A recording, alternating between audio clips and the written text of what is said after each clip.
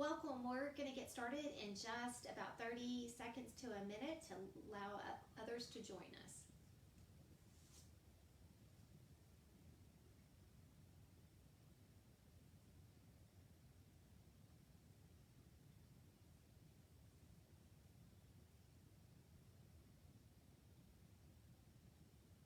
Welcome to our second session on how can parents practice self-care when stuck inside. And I don't know about you, but I'm tired. And it's not that I don't have time to sleep, and it's not that I don't have more time than I've ever had. I just am struggling of how to really care for myself and focus on me when I'm with my kid. I only have one kid all the time. So I'm Amy Grosso. I'm the Director of Behavioral Health Services. And this is a team effort with Round Rock ISD Council of PTAs of us once a week coming to you and talking about different topics within the realm of behavioral health that could be useful. And we wanted to really focus tonight on how we can take care of ourselves as the parents. What we focused on mainly the last few weeks have been how we can emotionally support our kids. And while that's really important, it's critical that we take care of ourselves. For some of us too, we're what they call the sandwich generation, that we are dealing with children that are still at home and we're still caretakers of, but we're also have parents that a lot of times maybe are living with us or we're in a caretaker role. And so that even doubles the stress and the burden on us at this time. And so it's really important of how can we take those moments to think about ourselves and care for ourselves as much as possible. I always like to use the analogy, and sometimes it's said a lot, but the first thing when we were flying that happens when you get on an airplane is that the oxygen masks come down. And they tell you that if the oxygen masks come down, that if you're traveling with someone who needs assistance, you put on your mask first and then you help them. And I don't know about you, but as a mom, that seems very counterintuitive. That I want to help my child first and then I'll do my mask. But they say you would risk that neither of you would get your mask on. And I think a lot of times us as parents are running around putting everybody else's mask on and we forget that we even need one. So hopefully tonight can give you some of that information. And why am I here? Especially with this topic, I'm passionate about how we live our best lives. I'm very interested in wellness and how we live a well life. That started way back during my doctoral studies. That's my mentor, Dr. Jane Myers, she taught me about this because she did a tremendous amount of research on wellness. And so I come to you for us to have a conversation about that. I don't come to you because I'm an expert, because I've mastered this in my life. I haven't. It's a constant struggle, and so we're all learning together. And I want to start with just saying that your worth is not based on how you parent during a pandemic. I just need to say that. It's easy to judge ourselves, and it's easy to compare ourselves to what we see on social media from other parents. I know we talk all the time how social media can have a negative impact on our kids, but it can also have a negative impact on us as parents.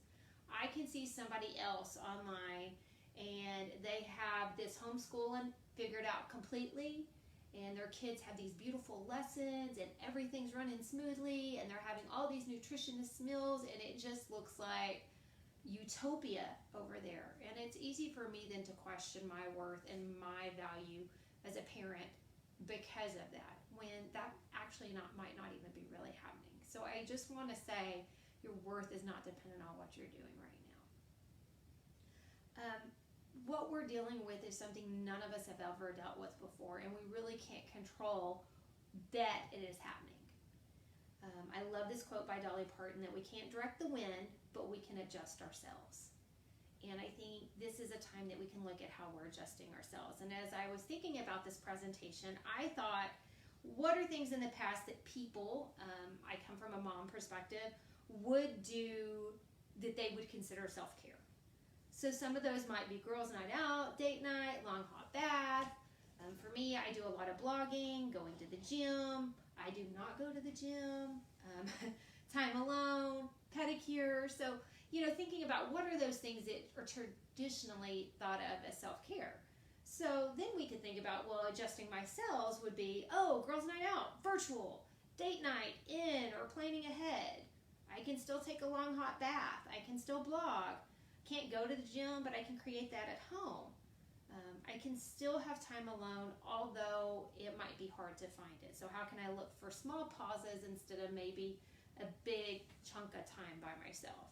And pedicures, well, that's just not going to happen right now. And, I think this is how we traditionally view of self-care, and we would traditionally view how we can adjust ourselves during this time. But what if this self-care that we think about really doesn't feed us? Because I don't know about you, but I could go get a pedicure and I am still just as stressed. I'm still just as overrun, and I still feel like there's 50 million things I have to do.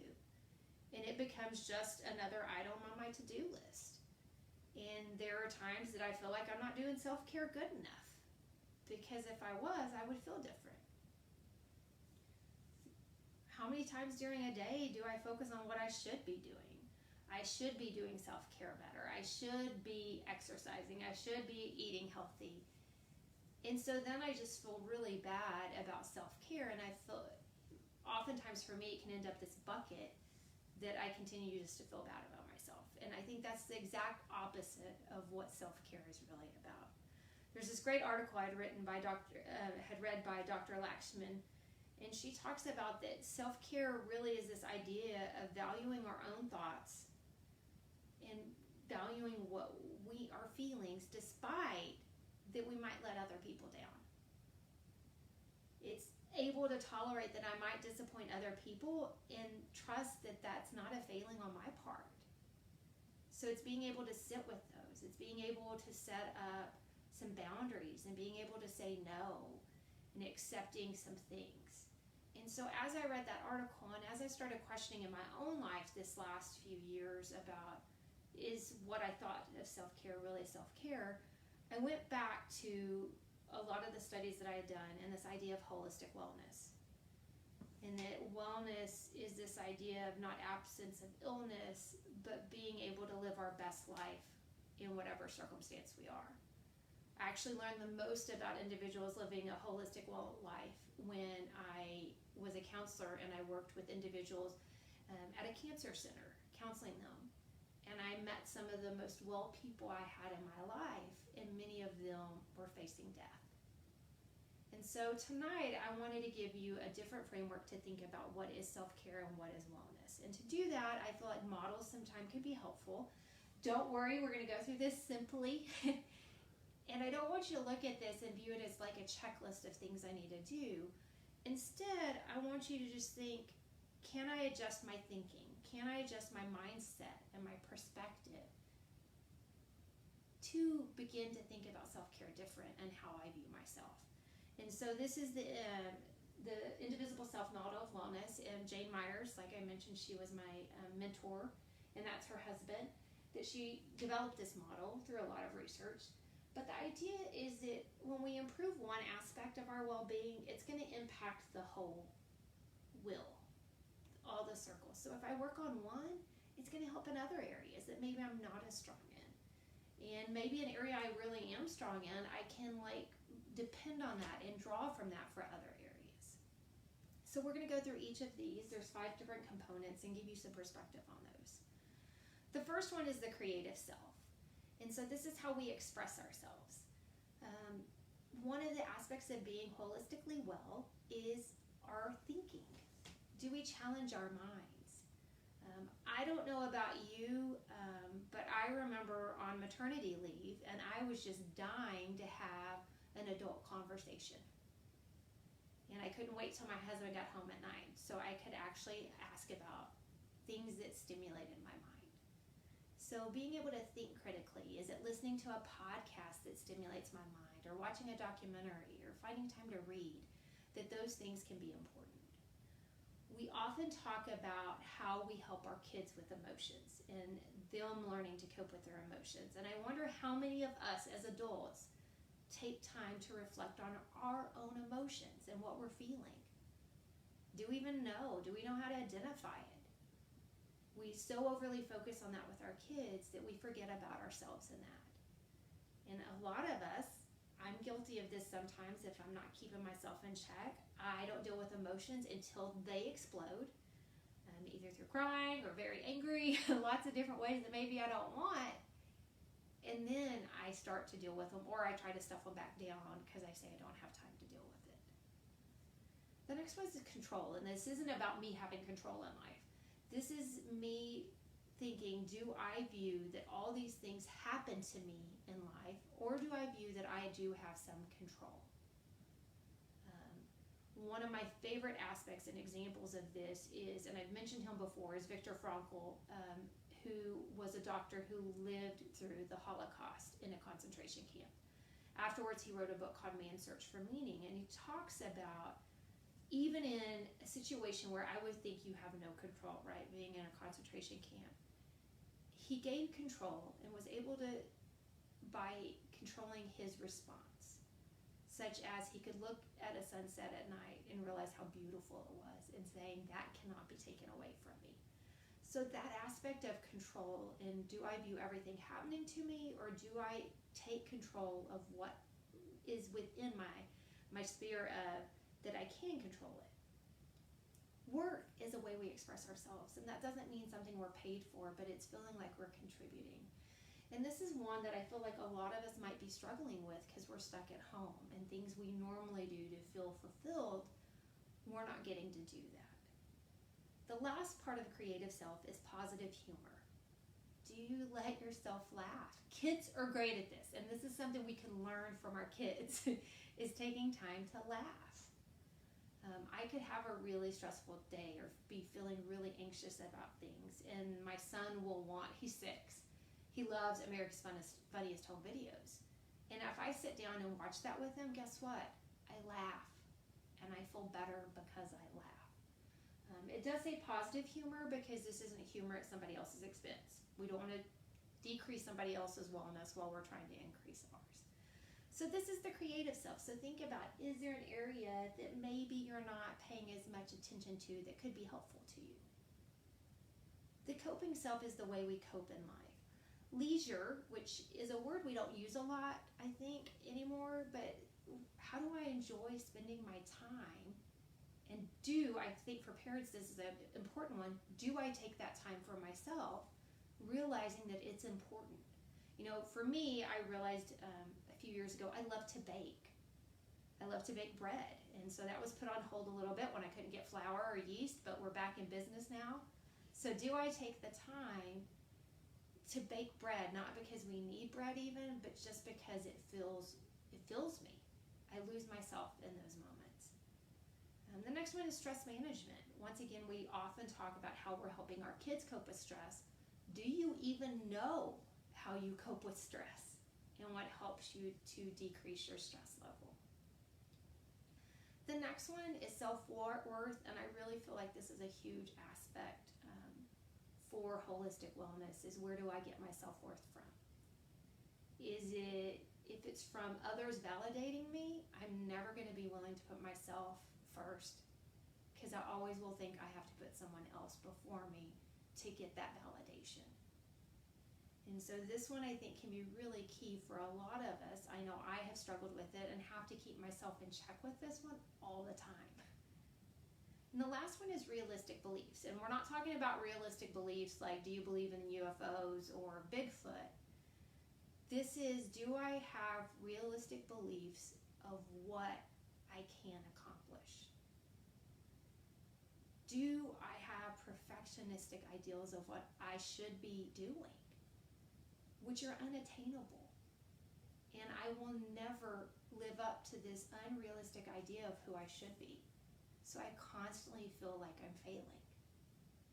So it's good to have goals, but are they within check of what can be realistic?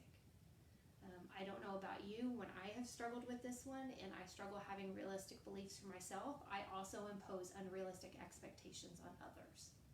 So it's a really bad cycle between them. So once again, thinking within coping self, is there something that's sort of making you think, I need to think about that differently?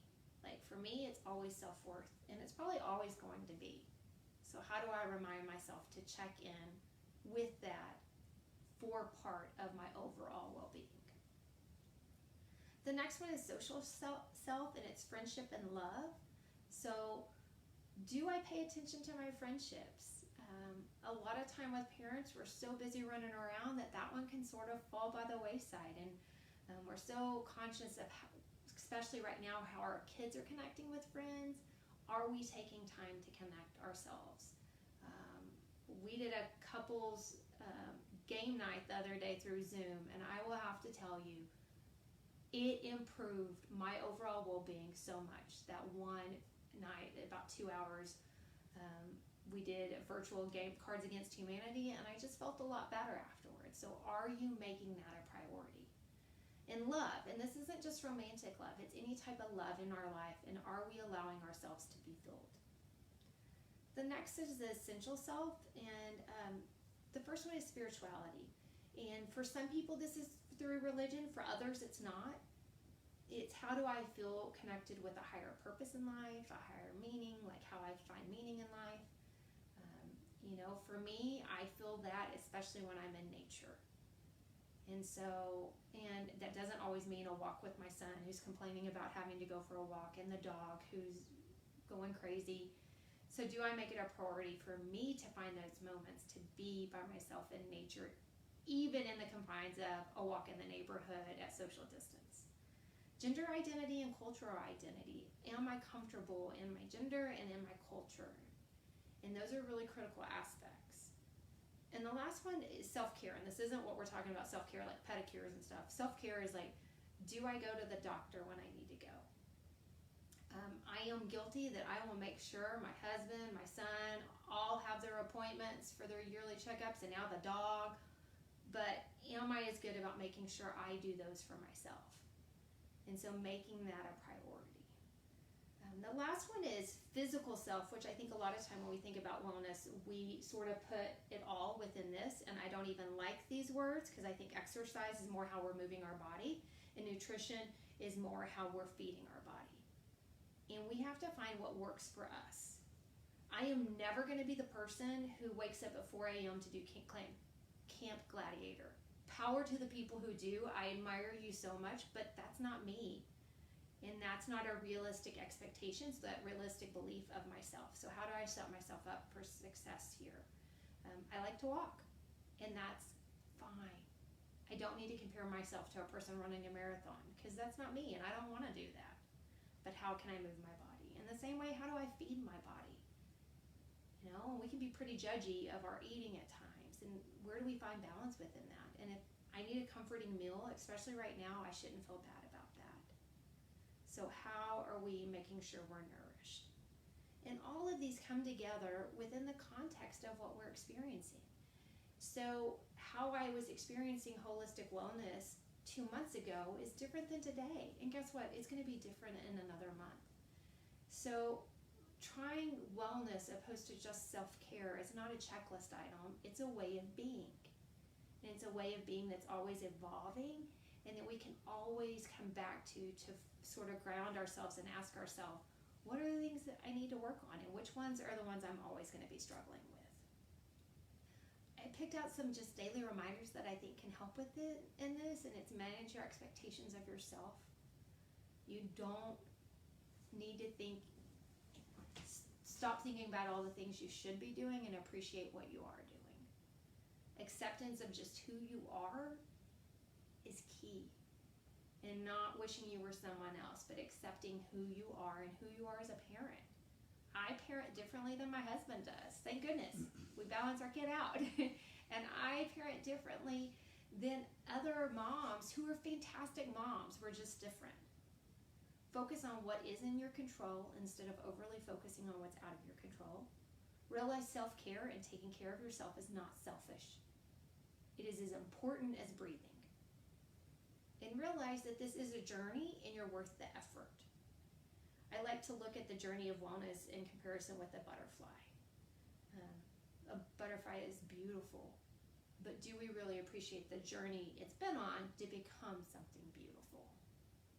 And during that journey, sometimes we realize that we need some extra help, and that's okay. There have been parts of my journey where I have seen a counselor and I needed help. I wanted to provide some resources. There's a resource guide that Behavioral Health we've put together. If you go to the Round Rock ISD website, and at the top under the COVID stuff, it says Behavioral Health. You can click on that, and there's a Behavioral Health resource guides with lots of different information, resources. There's a COVID-19 mental health support line that you can access. That's from the Texas Health and Human Services. Put that together. The National Suicide Prevention Lifeline is 24/7, 365 days a year, and it's not just if you're suicidal, it's any kind of emotional distress. So if you're suffering from anxiety or depression or panic and you don't know what to do, you can call that number, 1-800-273-TALK. There's also a crisis text line that works the same way as the Suicide Prevention Lifeline, and you can text 741-741. But I think the biggest thing is, if we want our kids to be able to realize they're worth effort of taking care of, we have to be that example. And it's okay for them to see that we take time out for ourselves. And that doesn't mean we're a bad parent. Honestly, I think it means we're being a good example to our kids. With that, we'll stop and see, do we have any questions at this time? Okay, my husband's helping me, so he'll read the questions. He said we have two. Question from parents: how to keep their children feeling positive. Okay, so, I think as parents, we feel like we're a bad parent if our kids aren't always happy, positive, and I think that's an unrealistic expectation. I don't know if that's a realistic belief, if we go back to that circle, that our kids are going to struggle, especially right now, and it's hard as parents for us to see them struggle. I sort of see this tying in with that self-worth piece. Because if my kid's struggling, I feel like I've done something wrong, instead of that's a natural emotion sometimes is to struggle. So I think we can do that. I think we can support them. I think we can also ask them at the same time that maybe they're struggling to look at some positives that's happening and realize we can hold those together, right? I can really wish I could go into the office and see my colleagues, and that brings me so much joy. At the same time, I can appreciate extra time with my son and be frustrated with him, and I can hold up those all together. So how do we help our kids and realize that, they can be grateful and sad at the same time? The second one was parents worried about money, jobs in this uncertain time. Absolutely. There is so much uncertainty, and we are a society that likes to feel that we have control of the future and we know what the future holds. And it's very realistic to be afraid and to be scared of what's going to happen next. I know it's caused me to realize that there's never a ton of certainty in life. There's not. I sometimes feel like there is more than when there's a pandemic. For example, even with everything going on, my husband normally commutes to Austin every day, and I realized how much safer he is now in the middle of a pandemic than he is normally, because he's not on the road as much. So I think trying to focus on what's happening today instead of trying to control the future, because we can't. So I think that's, once again, like, what is in my control and what's not. And so what is in my control today, and what can I do that does impact the future, but what's really important at that moment. And realizing if you're struggling with some thoughts that can't be stopped about this, that is when we can reach out to somebody else. Counselors are doing televideo or phone conversations, so there's a lot of professionals that can help within this realm. Any other questions? Thank you for joining me tonight. I hope it's been helpful, and the biggest thing is I hope you realize you're worth the effort to look at these things and to make yourself a priority. We will continue to do these once a week. If you have topics you want to do, let us know through the Facebook page of PTA. You're always welcome to email me. But I hope you have a good evening and have some things to reflect on.